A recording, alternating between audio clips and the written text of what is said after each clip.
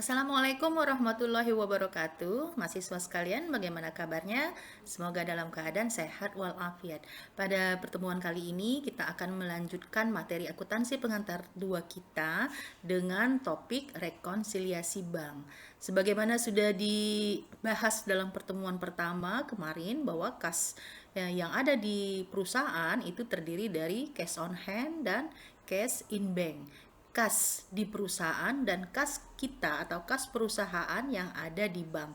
Nah, penempatan kas di perusahaan maupun di bank itu merupakan salah satu wujud daripada pengendalian kas.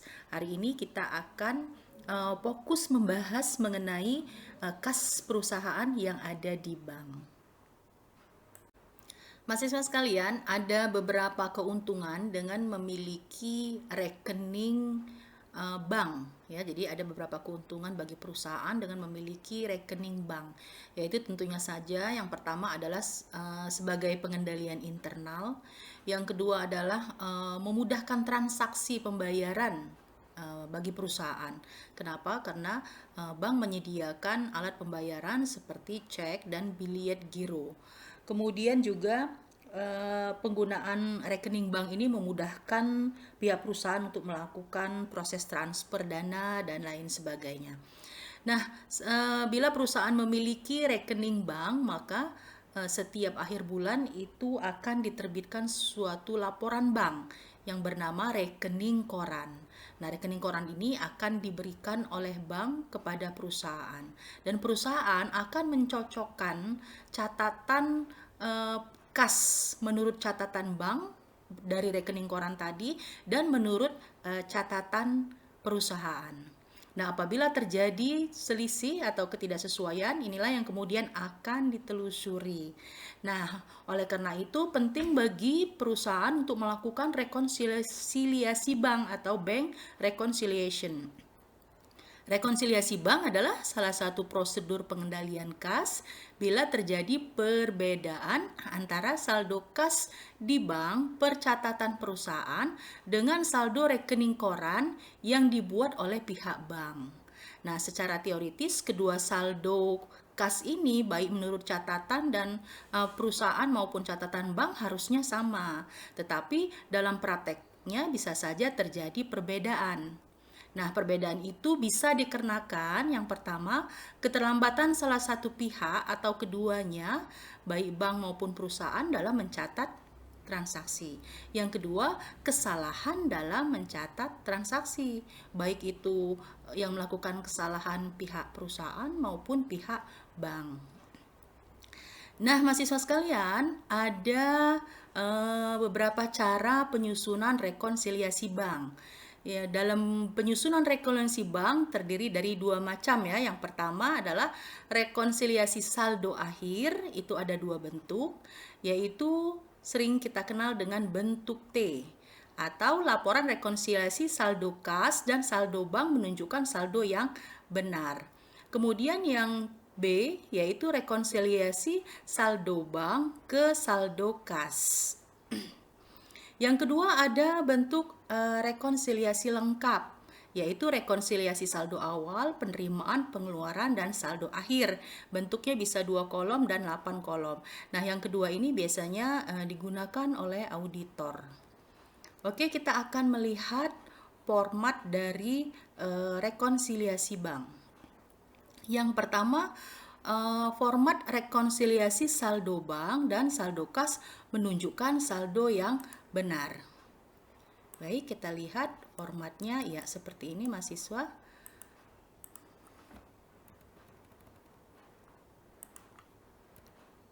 Ya, saldo bank dan saldo kas menunjukkan saldo yang benar. Jadi atau disebut juga dengan bentuk T. Kita lihat ya seperti bentuk T ya. Jangan lupa judul perusahaan, nama perusahaan, kemudian tanggal dan bulan dibuatnya rekonsiliasi. Nah, karena bentuk T maka ada dua posisi mahasiswa, yaitu posisi sebelah kiri dan posisi sebelah kanan. Posisi sebelah kiri bila di hadapan kita ya, maka ini menurut catatan perusahaan. Dan posisi sebelah kanan adalah menurut catatan pihak bank. Baik, kita akan lihat intinya mahasiswa sekalian, bentuk T ini adalah ingin mencari saldo, baik itu saldo menurut catatan perusahaan maupun saldo menurut catatan bank menurut saldo yang benar. Jadi kita akan mencari saldo akhirnya yang benar, ya. Maka formatnya ini dilihat ada saldo awal sebelum rekon di sisi perusahaan, juga ada saldo bank sebelum rekon di sisi bank, ya. Kemudian akan ditambah semua transaksi-transaksi atau perkiraan baik yang belum dicatat maupun terjadi kesalahan catat, dan akan dikurang juga transaksi baik yang belum dicatat maupun salah catat dari pihak perusahaan maupun pihak bank. Nah, kita lihat satu-satu apa saja sih transaksi yang biasanya belum dicatat atau salah catat untuk kedua pihak ini. Di sisi perusahaan dulu kita lihat itu akan ditambah dengan tagihan mahasiswa. Tagihan ini maksudnya adalah ada debitur yang membayar, ya, yang membayar hutangnya ke perusahaan tetapi melalui bank, ya. Maka transaksi ini belum dicatat oleh perusahaan, ya, maka dia akan menambah saldo kas sebelum rekon. Kemudian juga ada penjualan. Penjualan ini maksudnya adalah perusahaan melakukan penjualan, kemudian pembayarannya dilakukan oleh konsumen, ya, oleh si pembeli ke bank, ya. Maka ini pun transaksi ini belum dicatat oleh perusahaan. Ada jasa giro atau pendapatan bunga. Nah, kalau perusahaan memiliki rekening giro di bank, maka setiap akhir bulan itu akan mendapatkan pendapatan bunga, dan pendapatan bunga ini pun belum dicatat oleh pihak perusahaan. Dan ada koreksi. Koreksi plus ini adalah koreksi yang menambah, ya, yang menambah saldo rekening perusahaan. Kemudian dikurang dengan beban-beban, ya, beban-beban yang mengurangi saldo bank. Beban ini biasanya adalah beban administrasi, ya, kalau kita punya tabungan di bank, ya, tetapi belum dicatat oleh pihak perusahaan. Kemudian dikurangi lagi oleh cek kosong. Cek kosong ini maksudnya perusahaan mendapatkan cek, ya, perusahaan mendapatkan cek dari nasabah, ya, tapi cek itu ketika akan dicairkan ke bank, cek tersebut ternyata tidak cukup dana, ya, maka akan dikurangi, dan dikurangi lagi dengan cek di tempat. Nah, kita lihat cek di tempat itu adalah pengambilan kas di bank tanpa menggunakan cek, tetapi dengan mengisi formulir khusus yang disediakan oleh pihak bank. Nah, kemudian lagi ada koreksi mengurang. Koreksi yang akan mengakibatkan mengurangi saldo kas. Kesalahan itu mengakibatkan kita harus mengurangi saldo kas kita, ya. Maka akan mengurangi juga, diletakkan di bagian mengurang. Saldo sebelum rekon ditambah dengan item-item yang menambah kas kita, kemudian dikurangi dengan item-item yang mengurangi kas, itulah saldo kas setelah rekon menurut catatan perusahaan. Nah, kemudian akan kita bandingkan dengan saldo kas setelah rekon menurut catatan bank, ya. Baik, kita akan bahas yang pihak bank. Yang pertama adalah saldo bank sebelum rekon diletakkan. Kemudian ditambah setoran dalam proses. Setoran dalam proses ini maksudnya perusahaan telah menyetorkan uang tunai ke setoran, ya, perusahaan telah menyetorkan uang tunai untuk dicatat di bank, tetapi oleh pihak bank belum dilakukan pencatatan. Bisa saja belum uangnya sudah ada di bank, tetapi bank akan mencatatnya misalkan pada hari setelahnya, karena ketika itu disetorkan bank sudah tutup. Nah, bisa saja terjadi seperti itu, ya, mahasiswa. Kemudian ada lagi koreksi plus, koreksi yang dilakukan oleh pihak bank, ya, yang akan menambah saldo perusahaan yang ada di bank. Dikurangi dengan cek dalam peredaran. Cek dalam peredaran ini maksudnya adalah, Ya, cek yang telah dikeluarkan tetapi oleh pemegangnya belum dicairkan ke bank. Nah, itu namanya cek yang beredar atau disebut juga dengan outstanding check. Kemudian dikurang lagi dengan koreksi kesalahan yang dilakukan oleh pihak bank yang akan mengurangi saldo perusahaan yang ada di bank. Nah, saldo sebelum rekon ditambah dengan item-item yang menambah saldo bank kita dan dikurangi dengan item-item yang mengurangi saldo bank kita, itu disebut dengan saldo bank setelah rekon. Nah, ini hasilnya harus sama mahasiswa antara saldo kas setelah rekon menurut catatan perusahaan maupun saldo bank setelah rekon, ini jumlahnya harus sama. Ya, apabila tidak sama maka kemungkinan besar terjadi kesalahan dalam menempatkan, misalkan ya harusnya ditaruh di perusahaan tetapi diletakkan di bank, harusnya di bagian mengurang tapi diletakkan di bagian menambah dan seterusnya.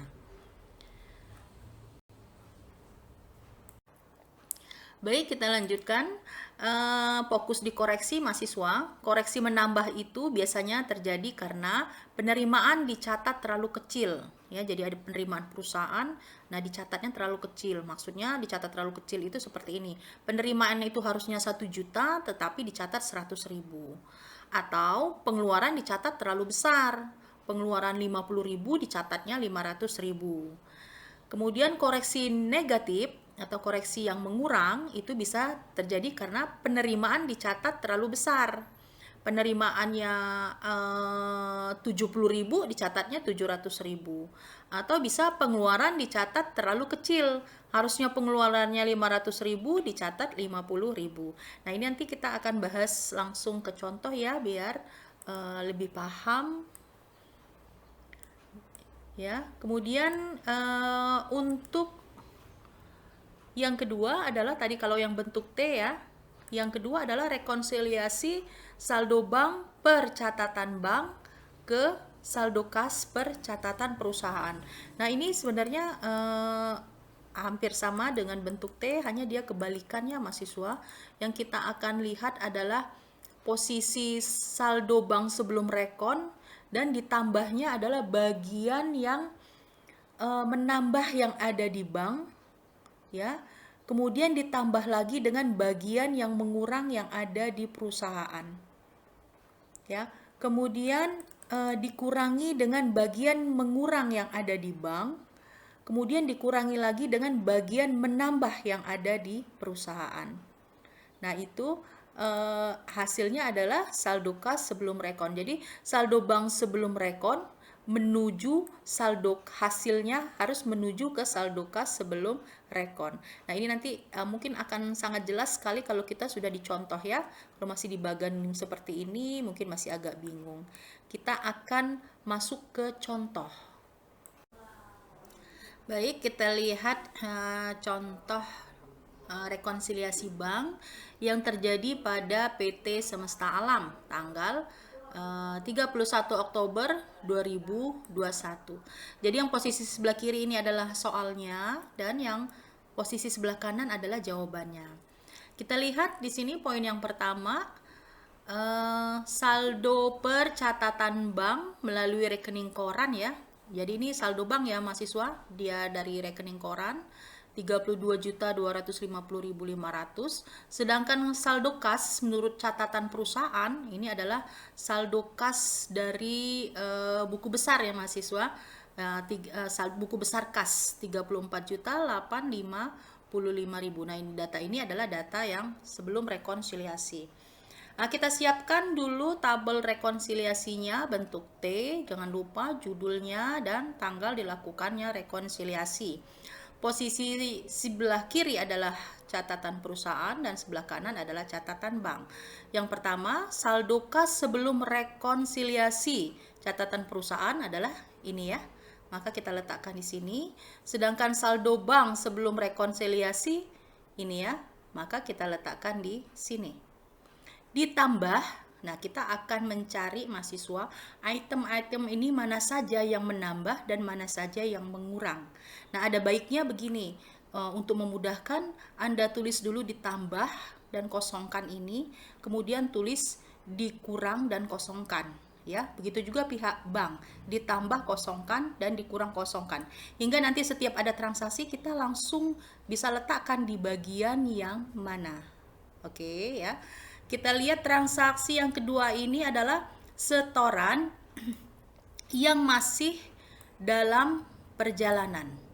Jadi setoran masih dalam perjalanan. Sudah kita bahas tadi bahwa setoran yang masih dalam perjalanan ini adalah deposit in transit, yaitu dia masuk ke posisi bank, ya. Bagian menambah, kita lihat di sini ditambah 2 ini adalah setoran dalam perjalanan. Nilainya 3.700.000. Kemudian yang ketiga, biaya bank yang dikenakan bulan Oktober sebesar 20.000. Jadi ini ada biaya bank ya, dan biaya ini sudah dikenakan oleh bank, tetapi karena rekening korannya baru sampai pada akhir bulan, hingga biaya ini belum dicatat oleh perusahaan. Nah, biaya bank ini masuk ke bagian mengurang di sebelah perusahaan. Ya, 3 biaya bank kita catat 20.000. Ya, biaya bank kita catat 20.000. Oke, yang keempat, cek-cek yang masih dalam peredaran sebesar 1.900.000. Maka ini adalah outstanding check. Ya, dia masuk ke posisi bank bagian mengurang. Oke, 4, cek dalam peredaran 1.900.000. Kemudian yang kelima, setoran perusahaan lain oleh bank salah dicatat, dimasukkan ke rekening PT Semesta Alam. Oke mahasiswa, ada kata-kata di sini salah dicatat, maka ini adalah koreksi. Ya, oleh bank, maka ini adalah koreksi yang terjadi di bank. Setoran perusahaan lain tapi dimasukkan ke rekening kita, hingga rekening kita itu jadinya saldonya lebih besar dari semestinya. Ya, karena sebesar 630.500 ini bukan uang kita, bukan perusahaan kita, uang perusahaan kita, tetapi adalah uang perusahaan lain. Hingga kas kita di bank itu harus kita kurangin, ya, sebesar 630.500 karena koreksi ini mengakibatkan saldo bank kita terlalu besar, maka harus dikurangkan. Ya, dia masuk dikurangi koreksi setoran perusahaan lain sebesar 630.300. Baik, kita lanjutkan. Yang keenam, bank berhasil melakukan penagihan wesel tagih perusahaan sebesar 1.600.000. Di dalamnya sudah ada bunga 25.000. Jadi ini ada nasabah yang membayar pakai wesel tagih mahasiswa, dan kemudian nasabah tersebut setornya ke bank, ya. Jadi bank di sini ya, transaksi ini adalah transaksi bank. Maka karena rekening korannya baru datang pada akhir bulan, jadi transaksi ini tentu saja belum dicatat oleh pihak perusahaan. Oleh karena itu ya kita catat saja di perusahaan ya. Dia bagian menambah di sini yang keenam, wesel tagih sudah termasuk bunga. Nah, ini bunganya kita pisahkan ya. Karena ini dua rekening yang berbeda, dua perkiraan yang berbeda, wesel tagih dan pendapatan bunga ya. 1575 dan 25.000. Oke. Kemudian yang ketujuh, pembayaran gaji dengan mengeluarkan cek 4355 salah dicatat 4430. Oke, ada kata-kata salah dicatat, maka ini merupakan koreksi. Sekarang kita cek apakah koreksinya ini di perusahaan atau di bank ya. Pembayaran gaji, maka ini adalah transaksi yang dikeluarkan oleh perusahaan ya. Perusahaan mengeluarkan cek, tapi ceknya salah dicatat. Oh, maaf, saat ceknya itu nilainya 4355 dan yang salah dicatat itu adalah rupiahnya ketika dicatat ke pembukuan ya mahasiswa. Perusahaan mencatatnya 4430. Oke, coba kita analisis di sini. Berarti pengeluarannya dicatat terlalu besar ya. Harusnya kan 4355 tapi dicatat oleh perusahaan 4430. Pengeluarannya dicatat terlalu besar. Oleh karena itu maka kas kita yang ada di perusahaan harus kita tambahkan lagi. Ya, maka di sini nomor 7 adalah koreksi pembayaran gaji. Nama koreksinya dicatat. Sebesar 75.000 ini kalau kita selisihkan. Oke, dia bagian menambah ya, karena tadi pengeluarannya dicatat terlalu besar hingga kas kita harus ditambahkan kembali.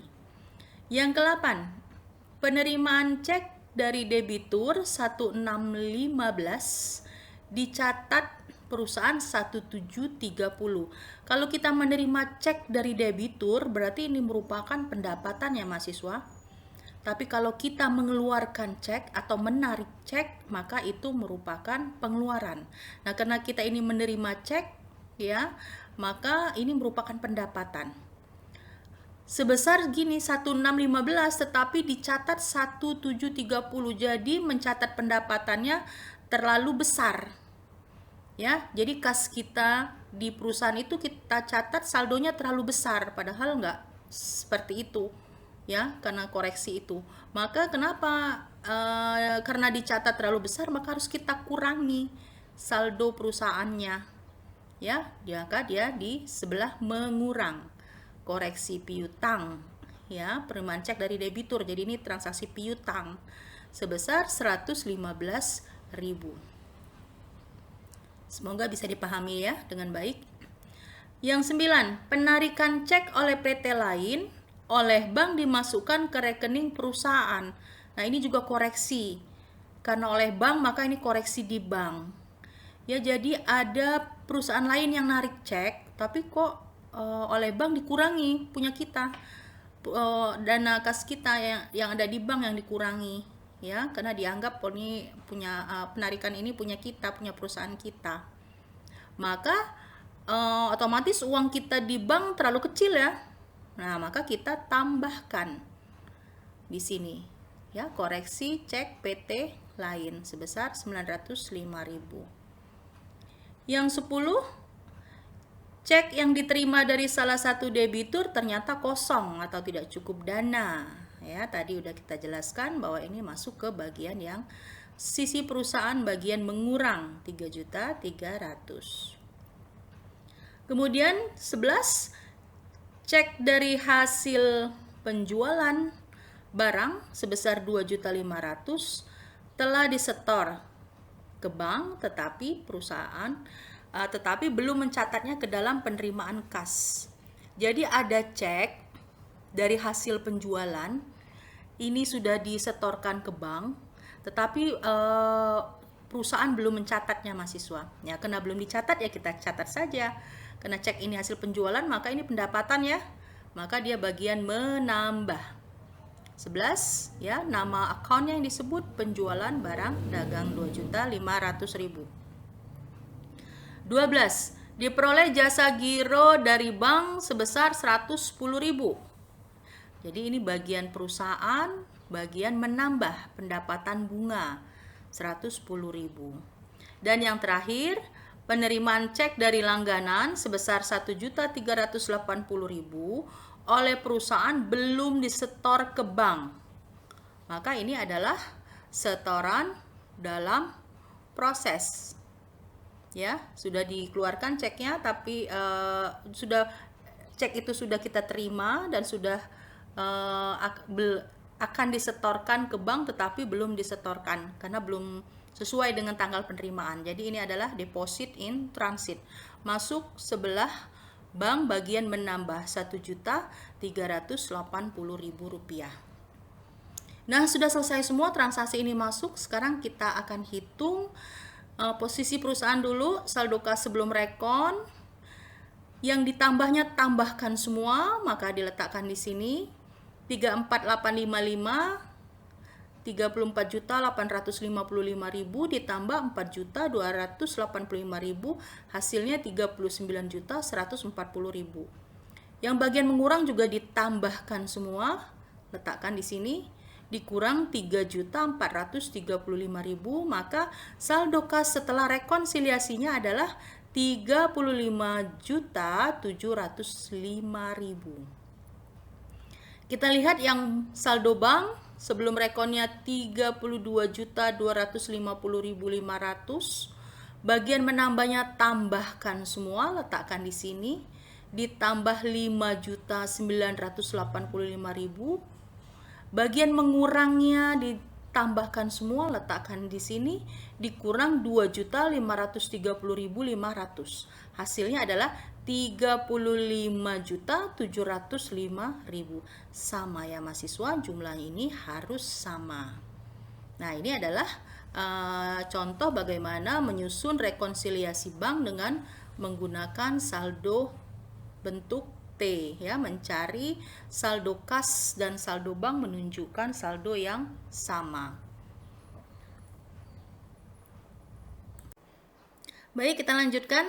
Nah, ini jawabannya ya mahasiswa. Kita pindah posisi sekarang. Yang sebelah kiri ini adalah jawaban tadi yang sudah kita dapatkan. Posisi sebelah kanan ini kita akan lihat adjustment-nya mahasiswa. Ini bagian yang terpenting ya. Jadi setelah membuat rekonsiliasi, belum selesai pekerjaan kita ya. Setelah menghitung berapa terjadinya selisih dan mencatat apa yang belum dicatat atau mencatat selisihnya karena koreksi, maka bagian yang terpenting di akhir bulan tersebut kita akan melakukan adjustment atau penyesuaian ya. Lihat, ini kita buat di sini pada tanggal 31 Oktober, formnya seperti jurnal umum biasa saja. Kita akan melakukan penyesuaian, kita akan catat ya. Ini bagian terpentingnya. Kalau Anda tidak melakukan pencatatan ini, maka percuma tuh dibuat rekonsiliasi ya, tidak akan tidak akan bisa diperbaiki ya saldo kas kita kalau kita tidak mencatat transaksi ini. Oke, kita lihat yang pertama mahasiswa, adjustment itu dibuat hanya bagi catatan perusahaan saja, jadi banknya tidak ya. Jadi yang kita lihat adalah posisi ya. Jadi yang kita lihat adalah posisi sebelah kiri ini saja menurut catatan perusahaan ya. Banknya ini kita tidak usah dilihat ya, ini adjustmentnya.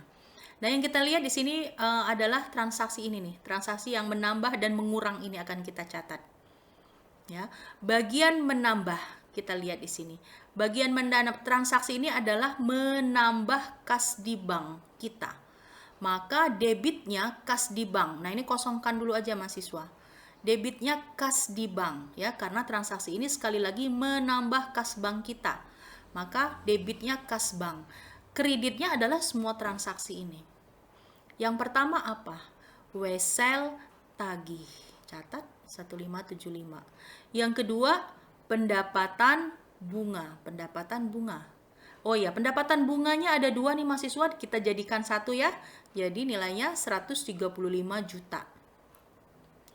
Yang ketiga, koreksi pembayaran gaji, tapi jangan mencatatnya koreksi pembayaran gaji. Yang kita catat adalah beban gaji. Nama perkiraannya 75.000. Dan yang terakhir penjualan 2.500.000, kita catat penjualan. Ya, maka ditambahkan ini posisi kredit, jumlahnya ini baru diletakkan di debit. Jadi kas bank kita itu bertambahnya sebesar 4.285.000. Yang posisi kita lihat lagi posisi bagian mengurang. Bagian mengurang ini adalah bagian yang mengurangi kas kita di bank. Karena ini mengurangi kas di bank, maka kas di bank berkurang itu posisinya sebelah kredit. Ya, ini sebelah kredit. Ya, nilainya kosongin dulu. Debitnya apa saja? Ya, debitnya ya ini transaksi ini. Yang pertama apa? Biaya bank atau beban bank ya. Beban bank ini sebesar 20.000, kita catat 20.000. Kemudian piutang. Nah, ini sama-sama piutang mahasiswa ya. Ada koreksi piutang, cek kosong ini pun piutang. Ya, jadi kalau ketemu account cek kosong itu merupakan piutang. Karena dua kita tambahkan aja piutangnya 3.415.000. Tambahkan dua perkiraan ini, letakkan di sebelah kredit 3.435.000. Oke, kalau sudah Anda lakukan adjustment-nya atau penyesuaiannya, maka selesai sudah rekonsiliasi bank yang telah kita lakukan dan telah kita catat. Baik, kita akan melanjutkan ke rekonsiliasi yang kedua, yaitu rekonsiliasi bank percatatan bank ke saldo kas. Ya, ini jawabannya ya. Jadi kita lihat dari contoh tadi, bagaimana sih kalau kita membuat rekonsiliasi bank dengan bentuk yang kedua, yaitu dari catatan bank ke catatan perusahaan. Ya, nah ini jawabannya mahasiswa masih dari soal yang sama ya. Kita lihat bentuknya yang kedua sekarang. Jadi karena dari bank ke catatan perusahaan, jadi maka yang kita tulis pertama kali adalah dari banknya dulu. Posisi sebelah kanan ini dulu yang kita catat mahasiswa. Jadi semua transaksi yang mempengaruhi bank dulu yang kita catat, yaitu saldo bank sebelum rekonsiliasi ditambah, nah semua item ini yang menambah bank kita tulis ya di sini. Kemudian ditambah lagi bagian yang mengurang di perusahaan ini mahasiswa. Jadi ini kalau kita lihat sebentar. Jadi kalau kita lihat ini posisinya dari bank menuju kas. Ya, dari bank menuju kas. Makanya dia ditambahnya di bank masukkan ditambah, tetapi dikurangnya yang di posisi perusahaan masukkan bagian menambah. Kalau udah masuk semua ditambahkan, maka 32250.500 ditambah 9420.000 dapatnya 41670.000. Kita lanjutkan sekarang. Tadi kan yang ditambah sudah ya. Sekarang yang dikurang. Bagian yang mengurang ini letakkan di sini bagian yang mengurang. Ya, posisi bank. Nah, tetapi bagian yang menambah ini juga kita masukkan ke bagian mengurang. Masuk semua tanpa kecuali. Ya, hingga dijumlahkan dapatnya 6.815.000. 41.670.500 ditambah 6815.000, maka dapatnya 34.855.000. Yuk kita cek sekarang. Dia bilang tadi apa mahasiswa?